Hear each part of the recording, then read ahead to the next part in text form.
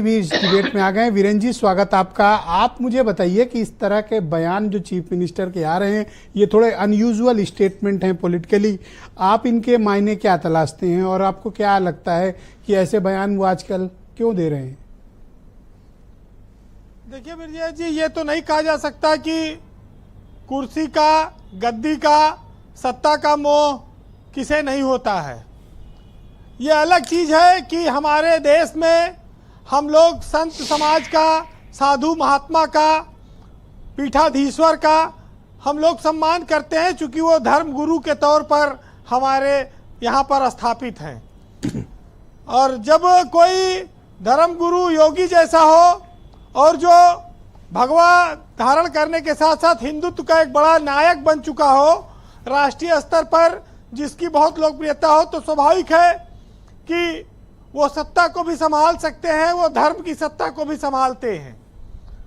लेकिन जो जितने बड़े पद पर बैठा होता है उसके लिए पार्टी के भीतर और पार्टी के बाहर उतने ही बड़े षड्यंत्र भी होते हैं, धमाके भी होते हैं, साजिशें भी होती हैं। ये हर राजनेता के साथ होता रहा है, चाहे वो संत हो या पूरी तरह से पॉलिटिकल व्यक्ति हो। योगी महाराज भी हैं, हिंदूवादी नेता भी हैं और पीठाधीश्वर हैं। और महत्वपूर्ण बात यह है कि अगर भाजपा की ओर से देखा जाए या यूपी के सीएम के तौर पर देखा जाए तो वो सबसे अधिक समय तक लगातार मुख्यमंत्री बनने का रिकॉर्ड बना चुके हैं। तो पारी तो उन्होंने पूरी खेल ली है और आगे वक्त में उनके सामने कोई ऐसी चुनौती नहीं है कि उनको ये कहना पड़े कि मैं कोई नौकरी कर रहा हूं, मैं झोला उठा के चल दूंगा और मुझे सत्ता का कोई मोह नहीं है। भाषण में ये पहली बार आया है, 2 बार, लेकिन औपचारिक बातचीत में उन्होंने कई बार ये बातें कही हैं। अब आप इसको एक स्पष्टवादी नेता के तौर पर देख सकते हैं या कुछ पार्टी के भीतर चल रहा है अंदर खाने, उसके तौर पर, उसके प्रकटीकरण के तौर पर भी आप देख सकते हैं जी। लेकिन ये साफ है कि यूपी में 2 बड़े नेता हैं, योगी आदित्यनाथ और अखिलेश यादव। अगर योगी भाजपा के पास आज की तारीख में ना होते तो अखिलेश भाजपा को बहुत आसानी से परास्त करके अब तक सत्ता हासिल कर लेते। तो योगी लोकप्रियता के मामले में काफी ऊंचे पायदान पर हैं और बीजेपी के सामने बार बार ये बात आती है कि उनको हटाना या उनको यहां से कहीं और भेजना बहुत रिस्की है। उनके हटते ही यूपी में भाजपा को बड़ा नुकसान उठाना पड़ सकता है। इसमें कोई ये वो संदेश किसको बार बार देते हैं? इस तरह के स्टेटमेंट देके अपनी पार्टी में दे रहे हैं, अपोजिशन को दे रहे हैं, या जैसा अभी ब्रजेश शुक्ला जी कह रहे थे कि जनता में भी मैसेज दे रहे हैं? ब्रजेश जी, स्वाभाविक है कि वो पब्लिक को एड्रेस करते हैं तो सार्वजनिक बात जाती है, लाखों लोगों में जाती है। तो उन्होंने जो अपनी एक छवि बनाई है कि वो एक साफ मुख्यमंत्री हैं, उसके तहत वो कई बार स्वयं से इस बात को महसूस करते होंगे कि नैतिकता के आधार पर ये बातें बोली जाएं। लेकिन भाजपा की सियासत में इधर बड़ा परिवर्तन देखने को मिल रहा है। योगी जी जो बोल रहे हैं उससे ज्यादा हैरान लोग केशव मौर्य से हैं जो योगी की तारीफ कर रहे हैं। दोनों अलग अलग दिशा से अचानक से ऐसे बयान आ रहे हैं कि बीजेपी वाले भी हैरत में हैं। तो ये भी एक पर वो आरएसएस वाले अरुण कुमार जब से वापस गए हैं फिर केशव जी का कोई स्टेटमेंट नहीं आया।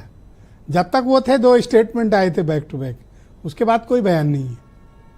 अभी देखिए फिर कोई मेला लगेगा, कोई मंच सजेगा तो हो सकता है।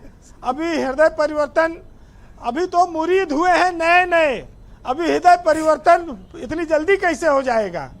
वैसे योगी आदित्यनाथ आज की तारीख में भाजपा में शीर्ष स्तर के नेताओं में अपनी जगह बना चुके हैं। यूपी के बाहर उनकी लोकप्रियता इससे ज्यादा भी है। तो स्वाभाविक है कि उनको चुनौतियां बड़ी मिल रही होंगी।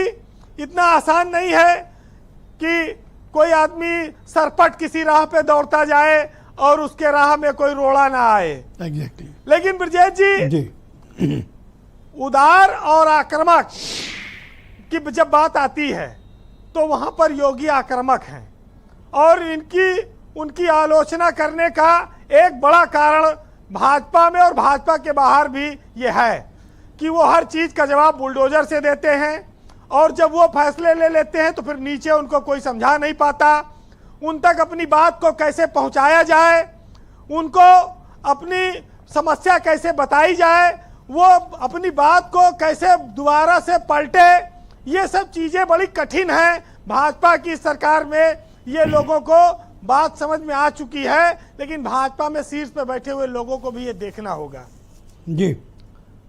अब एक बात बहुत आती है ब्रजेश जी कि ठाकुरों की सरकार है, ठाकुरवादी है, योगी ठाकुरवाद करते हैं। देखिए, जो लोग सियासत में हैं, सार्वजनिक जीवन में हैं, आप अखिलेश यादव को कह दीजिए कि वो जातिवाद करते हैं तो ये भी झूठ होगा, योगी को कह दीजिए वो जातिवाद करते हैं तो ये भी संभव नहीं है जी, क्योंकि इनको हर जात के लोगों का वोट लेना है। किसी एक जात का ठप्पा लगाकर ना तो योगी आगे बढ़ सकते हैं, ना अखिलेश यादव आगे जा सकते हैं। और ये वजह है कि जब तक हर जाति सपोर्ट नहीं करती है तब तक आप चुनाव नहीं जीत सकते हैं। 80% तक तो निष्पक्ष दिखना पड़ेगा, 20% चोरी छुपे अपनी जात के लिए कुछ कर लो तो वो तो वही वाली बात होगी जैसे अधिकारियों से ये बड़ी तकलीफ में है ना अपने भाई सुरेंद्र जी, इनकी तकलीफ का मतलब दवाई चाहिए। ब्रजेश जी, प्रयागराज में अतीक अहमद मामला हो चुका है, मुख्तार अंसारी का प्रस्थान हो चुका है, बहुत सारे मामले हुए, अयोध्या में राम मंदिर बन चुका है।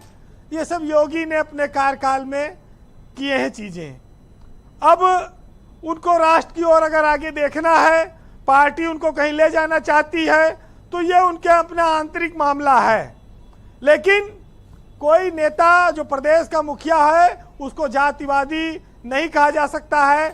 जातिवादी अगर होगा तो फिर उसको स्वीकार्यता उसकी सर्व समाज में नहीं हो सकती है, वो मास लीडर कभी नहीं बन पाएगा। वैसे लाल बहादुर शास्त्री ने एक बार कहा था कि जो लोग शासन करते हैं उनको यह अवश्य देखना चाहिए कि शासन की नीति को लेकर जनता के बीच कैसी प्रतिक्रिया है, क्योंकि इस लोकतंत्र में अंततः जनता ही निर्णायक है। तो ये बात सब पर लागू होती है।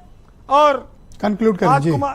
आज कुमार विश्वास का एक बहुत शानदार शेर है, सुनिएगा इस पर कि राजवंश रूठे तो राज मुकुट टूटे तो सीतापति राघव से राजमहल छूटे तो आशा मत हार पार सागर के एक बार पत्थर में प्राण फूंक सेतु फिर बनाना है। और पतझड़ का मतलब है कि बसंत फिर आना है। बहुत शुक्रिया वीरेंद्र जी, आपका बहुत बहुत धन्यवाद। Ground zero